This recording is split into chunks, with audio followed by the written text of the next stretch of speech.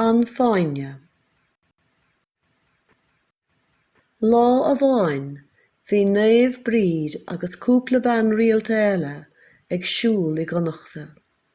Bhí teart ar bhríd agus chuaigh sí isteach I dig chun deoch uisce dírig.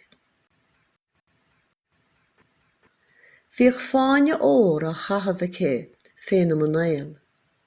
Nuair a chonig beanán tí an fáinne ór ba mhaith lé a bheith aici.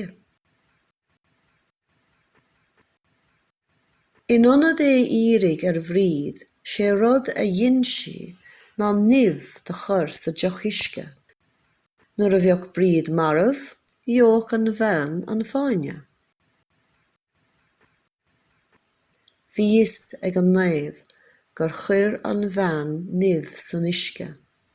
Shín an bhean an deochaí cúthaí agus an son, dífrigh bríd di, cad na héamh gur chuir sí an nimh ann.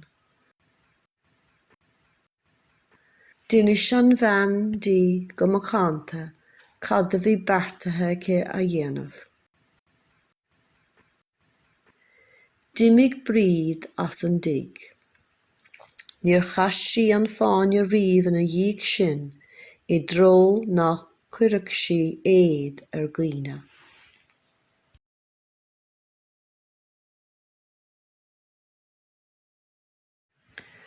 An fáinne. Lá a bháin, bhí naomh bríd agus cúpla bean rialta eile ag siúl I gconaachta.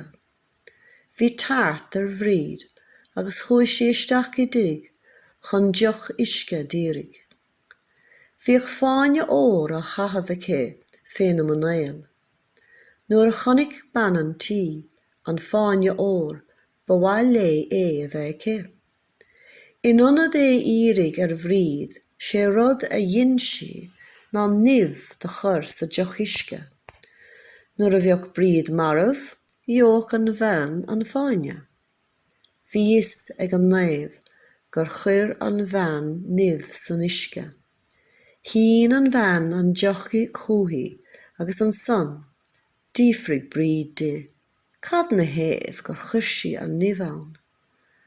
D'inis an bhean di go mo chánta cad a bhí beartaithe aici a dhéanamh. D'imigh bríd as an dig.